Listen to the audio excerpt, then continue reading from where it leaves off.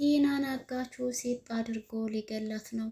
የአባባና የፍቅረኛዋ መጥፋት የእሷ እጅ ያለበት ብሎ ስላሰበ አሁን ሰውየውን አስመልጠሻል፣ የት እንዳደረግሽውና መልሰሽ ወደዚሁ ወደ ቦታው እንዴት መልሹ ፈልጋለሁኝ እያለ ጉሮሮዋን ንቅ ያደርጋታል። ቲናም ደግሞ እባክህን እያሳመምከኝ ነው፣ ተረጋጋና ከዛ በኋላ ያለውን ነገር ብናወራ አይሻልም ስትለው ምንም የማወራው ነገር የለኝ ካንቺ ጋር ትሰሚኛለሽ። ከዚህም በፊት እዚህ አካባቢ ይሄንን አካባቢ የሚያውቅ ሰው አለ ወይ ብዬሽ ስልሽ ማንም ሰው አያውቅም እያልሽ ስትዋሽ ነበረ። ግን ፍቅረኛ ተብዬሽ መጥቶ እኔን ለማጥቃት ሞከረ። አሁንም ቢሆን ይሄንን አካባቢ ሌላ የሚያውቀው አንድ ሰው አለ፣ አንቺም አላውቅም ብለሻል።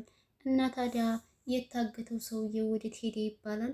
የት ነው ያደረግሽው? የት አድርሰሽው ነው እያለ እንግዲህ በጥያቄ ሲያፋጥጣት፣ ቲናም ደግሞ ምንም የምታውቀው ነገር እንደሌለ የታገተበት ቦታ ላይ ስትደርስ ሜዳ ላይ ወይም መሬት ላይ ያገኘችው ዳንኤልን ብቻ ተዘርሮ እንደሆነ ትነግረዋለች። እሱም ደግሞ ራሱን ስቶ ምንም እንደማያውቅ ነበር የነገረችው። አጋቹ ግን ቲና ምንም ሊያምናት አልቻለም። እና ታዲያ እንዴት እንደዛ ሊሆን ቻለ? ሽማግሌው ታዲያ የት ሄደ? ማን ወሰደው? እያለ በተደጋጋሚ ይጠይቃታል። ቲናም ደግሞ ምንም አታውቅም። እቤትም ሄጄ ነበረ፣ እቤት እንዳልሄደም አረጋግጬ ነው የመጣሁትኝ። እባክህን ያደረግከው ነገር ካለ ይልቅንስ ንገረኝ፣ እኔንም በሀሳብ አታስጨንቀኝ ስትለው፣ አጋቹም አሁን የምፈልገው የሰራሁበትን ገንዘብ እንድትሰጪ ነው ብሎም ሲጠይቃት፣ ቲናም ደግሞ ስራውን በአግባብ ስላልሰራ መክፈል እንደሌለባት ስላመነች ስራህን በአግባቡ አልሰራህምና አልከፍልህም የሚል መልስ መልሳለታለች። አጋቹ ግን ወደሽ ነው በግድሽ እንዴትማ እንደምትከፍይኝ እኔ ራሴ አውቃለሁ ይልና አባባን እንደገደለው ይነግራታል። ቲና ግን እንዴት ከኔ ትዕዛዝ ታታገኝ ትገለዋለህ የሚል የጩኸትና የቁጣ ንግግር ስትናገረውም፣ አጋቹም ትሰሚኛለሽ፣ አፍሽን ከኔ ጋር እንድትከፍቺ አልፈልግም። ይህንን ነበር አይደል የምትፈልገው? አዎ፣ አንቺ ስራሽን በስነ ስርዓት እየሰራሽ ያልኩሽን ነገር በስነ ስርዓት እያደረግሽ ስላልነበረ በቃ ገድዬዋለሁኝ ሲልም ነግሯታል። ይህንን ትክክለኛውን ነገር ሳታጣራ ገና ለገናው አጋቹ አባባን ገድዬዋለሁ ስላላት ብቻ ቲናም ወደ ዳንኤል ጋር ትሄድና እንዴት ተገደለ እንደሞተ ታወራዋለች። ዳንኤል ግን ይሄ ነገር ምንም ሊያሳምነው አልቻለም። ምክንያቱም ሁለቱም በአንድ ስለነበረ ሲደበደቡ የነበሩት የተደበደበው ድብደባ ደግሞ ለሞት እንደማያደርሰው ነበረ ለቲና ሲነግራት የነበረው። ቲናም እንግዲህ በቃ ሞቷል ተብለናል፣ የእሱ መሞት እኔ አላሳዘነኝም፣ ትንሽም ሀብቱን በደንብ አድርጌ ራሴ መካፈል እንዲችል ሳላድርግ ይሄ ነገር መበላሸቱ ብቻ ነው የሚያሳዝነኝ ስትልም ነበር። ቲና የሚያሳስባት ነገር እንግዲህ የገንዘቡ የሀብቱ ነገር ብቻ ነው። ሰላም ሰላም፣ ውድና የተከበራችሁ የቻናል ቤተሰቦች እንዴት ናችሁልኝ? ሰላም ናችሁ ወይ? ደህና ናችሁ ወይ? እኔ ሰላም ነኝ አልሐምዱሊላህ። እንደተለመደው ወደ ቻናሌ በአዲስ ቪዲዮ ተከስቻለሁ። ቤተሰብ ቆይታችሁ ከኔ ጋር ይሁን። ላይክ፣ ሼር፣ ሰብስክራይብ እያደረጋችሁ አበረታቱ። ቅንነት ለራስ ነው አይከፈልበትም።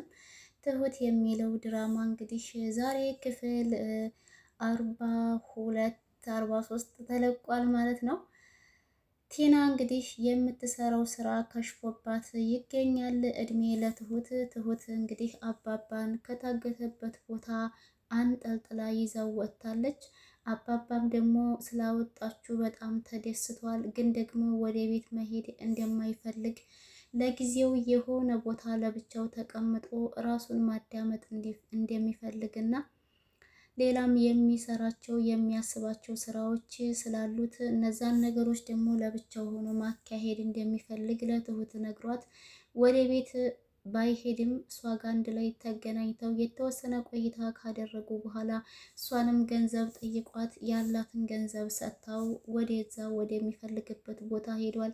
ትሁትም ደግሞ ወደ ቤቷ ተመልሳ ካሌብ ለብቻው ቁጭ ብሎ ስታገኘው ትደነግጣለች። ግን ደግሞ ወይ ትሁት የት ሄደሽ ነው? ምን ሆነሽ ነው ያመሸሽው? ስልክም እኮ ስደውልልሽ ስልክሽም አይነሳም ነበር እያለ ይጠይቃታል። ትሁትም ደግሞ የወጣችው ቲና የሆነ ዕቃ ረስታ ለእሷ ልታቀብል እንደሆነ ነበር የነገረችው።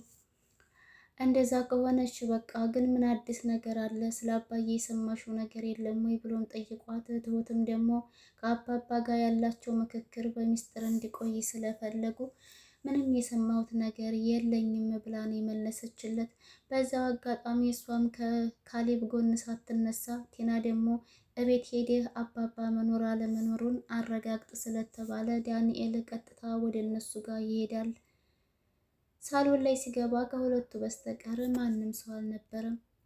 ሰላም ካላቸው በኋላ ስለ አባባ አዲስ ነገር የለም ወይ ብሎ ሲጠይቃቸው ትሁትም ደግሞ ከእሱ እንጂ ከእነሱ ምንም አዲስ ነገር እንደማይኖር ነበር የመለሰችለት።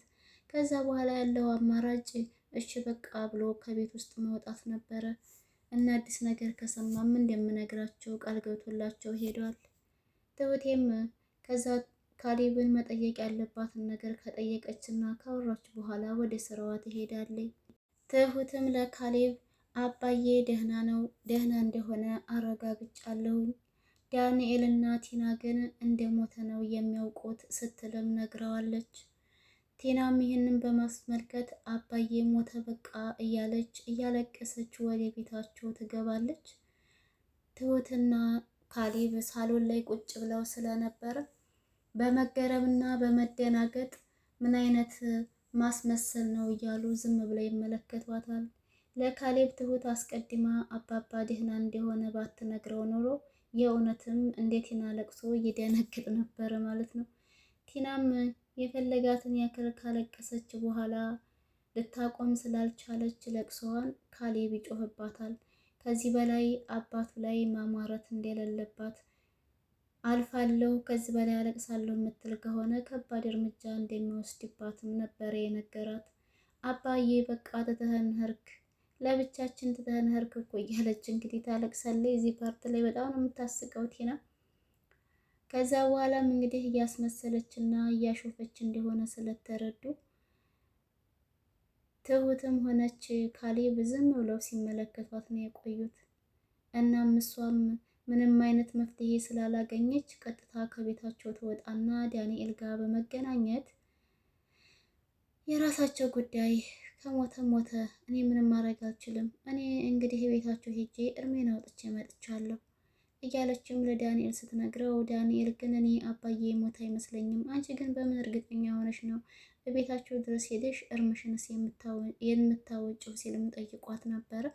እሷ ደግሞ እንደ ሞተ ማረጋገጫ አለኝ፣ ፎርጅድ ወረቀቷን ካሰራች በኋላ በብር ማለት ነው አባባ ሞቷል የሚል እንዲሁም ደግሞ የማያምኑ ከሆነ የሬሳ ከሆስፒታል አስመጥታ እንግዲህ እነሱ ትሁትም እንዲሁም ካሌብ እንዲያምኗት ይህንን ነገር እንደምታደርግም ለዳንኤል ስትነግረው፣ ዳንኤል ያው በዚህ ነገር ላይ መሳተፍ ስለማይፈልግ እባክሽን ቲና የማይሆን ነገር አታድርጊ፣ አንቺ እነሱን ለማሳመን ይሄንን ነገር ብትጠቀሚ የነዛኞቹ ደግሞ ጉዳይ ሌላ ነገር ሊያመጣብሽ ይችላል ታይ ቢላትም፣ አንተ ደግሞ ሁል ጊዜ ነገሮችን ማካበር ትወዳለህ፣ እባክህን ከዚህ በኋላ ፈታ በል፣ ምንም አትጨናነቅ፣ አሁን መደሰት ነው ያለብን እንጂ ማዘን ማሰብ አያስፈልግም እያለችም ስትለው ነበረ። ዳንኤል ግን ምንም አይነት የሰራችው ጀብድ ስራ ስለሌለ የሚያስደስተው እንዲሁም የማያሳስበው ነገር ስለሌለ ከማሰብና ከመጨነቅ አልተቆጠበም። ከዛ በኋላም ቲና እንግዲህ ያለውን ነገር መረጃዋን ከሰበሰበች በኋላ ትሁትና ካሌብን ለማሳመን ቆርጣ ተነስታለች። ይሄ ነገርም አሁንም ቢሆን አይሳካላትም። ቲና እንደው ልፊ ያላት ሴት ዝም ብላ ነው እንጂ የምትለፋው አንድም ነገር አይሳካላትም።